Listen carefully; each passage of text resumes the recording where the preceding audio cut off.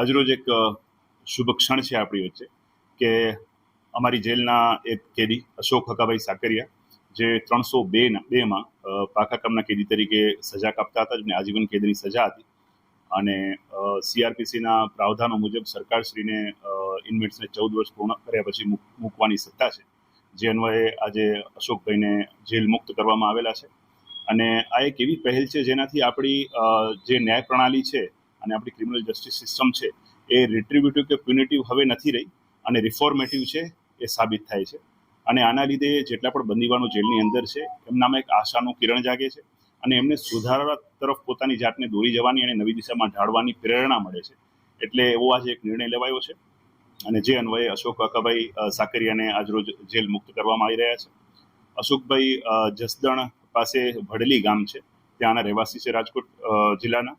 અને હું કહીશ કે અશોકભાઈ જ્યારે એમને એક દીકરી છે વૈશાલી, અશોકભાઈ જ્યારે જેલમાં આવ્યા ત્યારે દીકરીની ઉંમર 5 વર્ષની હતી, એટલે કે શાળાએ મૂકવાની ઉંમર હતી.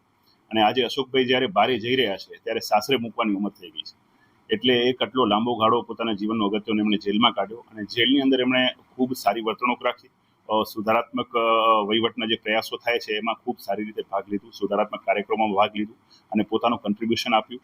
જેલની અંદર એમણે રસોઈ કામ શીખ્યું, ત્યારબાદ ઓપન જેલમાં એમણે ગૌ સેવા કરી અને ગૌશાળાની કામગીરી અને ખેતીવાડીની કામગીરી શીખી, જે બારે નીકળી અને એમને હેલ્પફુલ થશે. અને આમ એમનામાં સુધાર, એમની સારી વર્તણૂક જોઈ અને એમને સરકારશ્રી દ્વારા જેલ મુક્ત કરવામાં આવે છે.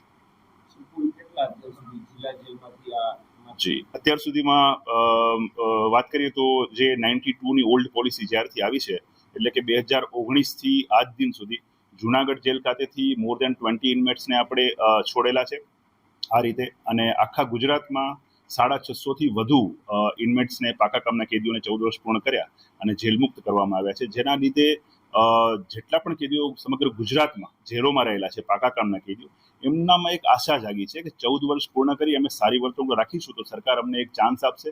અને ઘણી વખત એવું છે કે જીવનમાં બીજી તક જે હોય છે એ જ બદલાવ લાવે છે અને એનું આ ઉદાહરણ છે.